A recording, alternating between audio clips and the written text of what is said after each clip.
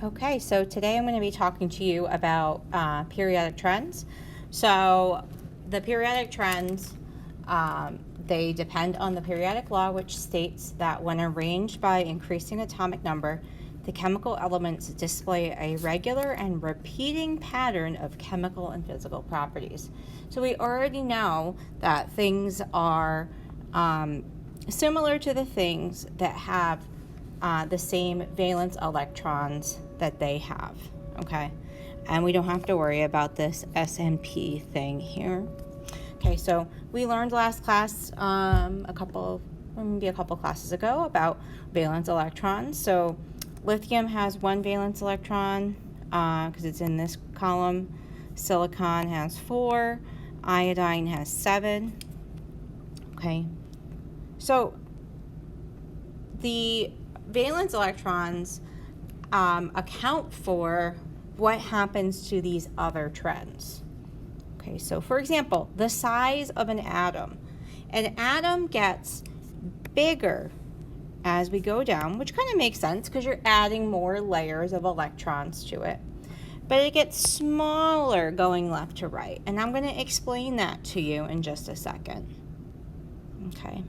So here's just another way of saying, hey, your biggest atoms are down here and your smallest are up here. Okay, so it's hard to calculate the radius of an atom because it goes kind of out into infinity. You can see that it's just like a cloud here, right? But it's best when you have two of the same atom bonded together, and you can draw a little smiley face here, and now it looks like the Pringles man. Okay, so going down a group, okay, so going down the periodic table, okay, your atomic radius increases. Atomic radius increases. Well, why? Well, you're adding an entire level to it. So if you're thinking about your atom, you're going to be adding layers to it, like an onion, okay, for more shells of electrons, okay? So it's going to physically get bigger, okay? Your distance between your nucleus and your outermost electrons it's going to be bigger. So as you go down, you're going to be increasing the physical size of your atom. Okay, so going across a period, why does it get smaller? Because that doesn't make any sense. My atomic number is getting bigger. So let's think about this. Going this way, right? You have things on, I'm going to just draw like a little periodic table here. Okay, you have things like fluorine over here, okay? Things like oxygen, things like bromine, etc. These things really, really are, they're very close to having that 8 electrons, and they want to make sure that those electrons are held in very tightly. So they're very attracted to their electrons. They don't want those electrons being lost in any way because they're close to having 8, right? So we either want 0 or 8. And because things like fluorine, oxygen, bromine, all of those guys are so close, they're very attracted. The nuclei, the positive center is very attracted to the electrons on the outside, which is going to make them pull in closer and pull in tighter, okay? It's kind of like when you find somebody very attractive, right? You want to be closer to them. That's a similar, I guess, kind of situation. So the more attracted you are to somebody, the more close you're going to put yourself to them, okay? So now we're going to start talking about a different trend. This trend is called ionization energy. This is the amount of energy it takes to take an electron away from an element, away from an atom. Okay, and it's going to happen in the gas phase. And it's going to turn it into a cation, which means, if you remember, it's got a positive charge if you're a cation. Okay. If your ionization energy is very low, that means it's very easy to take electrons from you, okay? And that means the less energy is going to be needed. You're not going to resist as much. Okay, so let's think about this trend.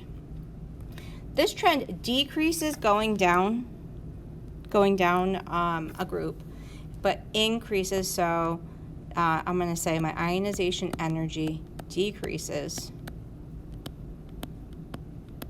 going down. Okay. Well, why? Well, think about you at the center being the babysitter. Okay.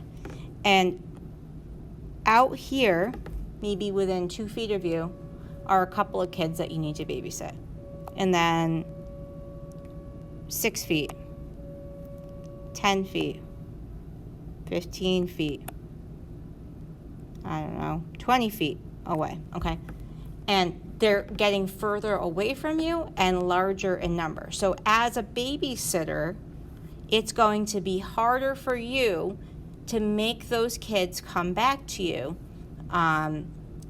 And you might end up, another person, and this is, kind of terrible, but somebody could take one of those kids away because it's hard to keep an eye on them, especially in an open area, right? Like, the streets of where the atom are they're rough, okay? People are trying to steal electrons from wherever. So it gets a lot easier if your electrons are far away from you, basically. If your electrons are far away from you, if you've got some electrons that are going to be very far away from you because you're a big atom, you're something like francium, okay? Those outermost electrons aren't going to be very attracted to you, so they're going to be able to get taken away. All right. Why does it increase going across a period? Well, if you think about it, it's the same reason as before, right? You've got, so ionization energy increases. Fluorine, so I'm going to make a fluorine atom. Fluorine is very, very attracted to its 9 electrons, okay? It's got those electrons on lockdown. It knows exactly where they are at all times. And I'm giving human personality traits to these atoms, but it's hard to explain it otherwise, right? It's going to be watching those electrons very closely. Like if it's somebody, like again, somebody that you're very attracted to, if you're at a dance or something, you're going to always kind of keeping an eye on them, okay? Because they do not want, so fluorine really wants to get that last electron. It has 7 valence electrons, okay, 2 in its inner shell and 7 in its outer shell. And it would be a tragedy for fluorine to lose one because it's going to take it even further away. It's like so close to the finish line. Okay. The next trend is called electronegativity. And electronegativity is how much an atom attracts shared electrons towards itself. Okay, so here is Mrs. Berger's little story for you. My sister is, she's 2.5 years younger than me.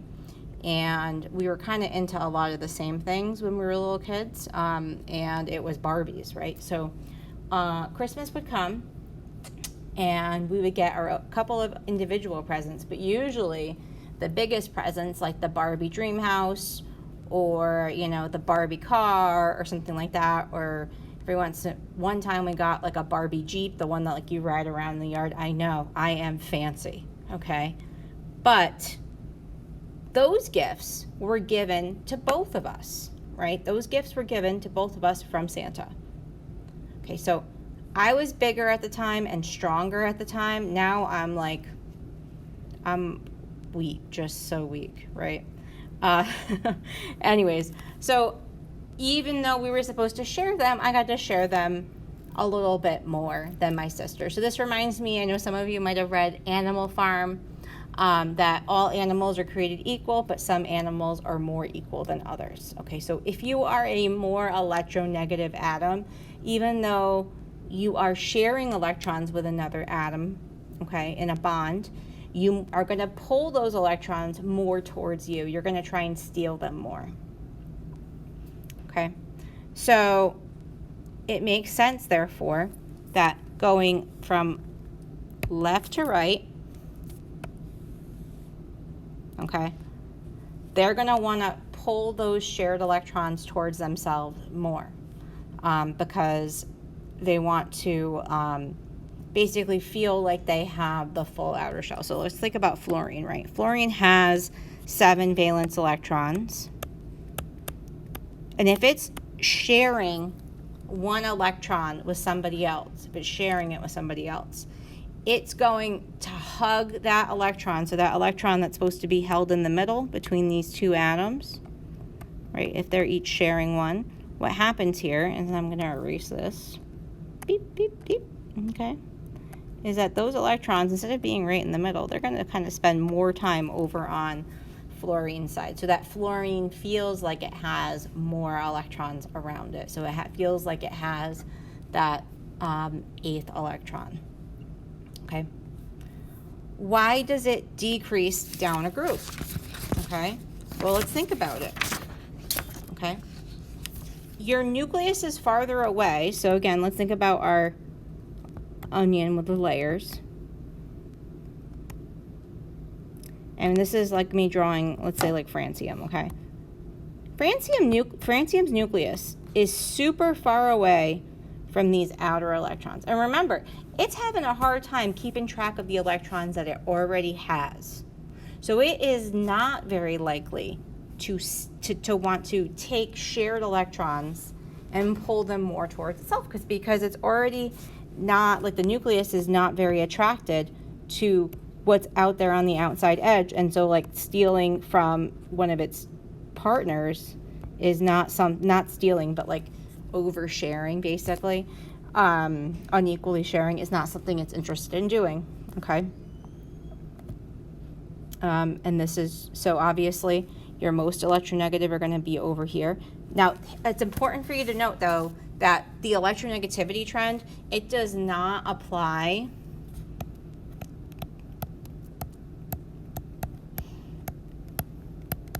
to the noble gases because they don't want anybody's electrons, okay? Remember, they are their own soulmates, all right? They do not need anybody else's electrons. They're cool. So like the most electronegative atom is fluorine, okay? Not helium or neon, okay? And your lowest electronegativity atom would be something like francium, okay? So again, I'm just gonna, this was already explained. So your electron affinity is basically how excited, how much energy is given off. So elements can't really celebrate like the way we're like, yes, you know. What they do basically is they release energy. They release energy when they get an electron, added to them, okay? And it increases across a period. So it increases going left to right, which makes sense, right? Because if you're fluorine over here, you really want one more electron, like bad. You really want that one more electron, okay? So it's going to celebrate like, yeah, woohoo, I got an electron, right? We don't need to worry about Z effective. I'm not going to go over that this year. But basically, as you go left to right, the attraction for the nucleus, the attraction of the nucleus for the electron gets higher. So it's more driven to get those electrons. So then if you think about going down, right, those electrons that these things already have, if you're the babysitter on the playground and you've got to watch 100 or let's say like 85 kids, right? And somebody's like, hey, you want to watch this other kid? I'm good, right? I don't need any more electrons. I'm already having trouble keeping track of the ones that I have. So it wouldn't be very attracted to the nucleus, and so it's not likely, it's going to have a very low electron affinity, a love for electrons. That's what affinity means. Okay, and here I've just put all of the trends together. This is in the PowerPoint as well. So a way to think about this is that your atomic radius so like the easiest thing, the most intuitive thing to remember is that your atomic radius gets bigger. You physically get larger make sure that this is working. Here we go. Your atomic radius increases going top to bottom. Now, it's always the opposite trend, left to right. Okay, so it's going to decrease left to right.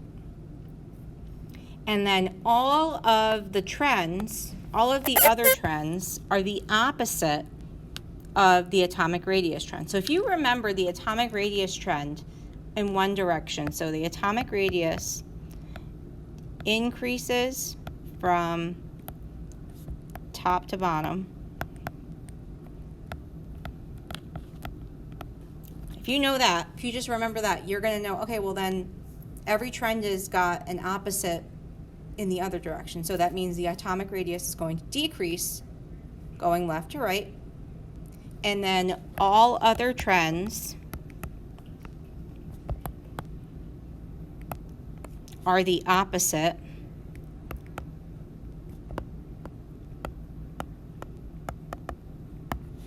of the atomic radius trend. Okay. You can feel free to, so that means your electron affinity is going to decrease going down, as is your ionization energy, electronegativity. Okay, and then that means electron affinity, ionization energy, electronegativity, those are all going to increase going left to right. Okay, that is the end of these notes, and you can feel free to write this in on your periodic table. It's going to be hard to write the ones like on the going down ones, but you might be able to fit them in there. Who knows? Okay, and that's it. Have a good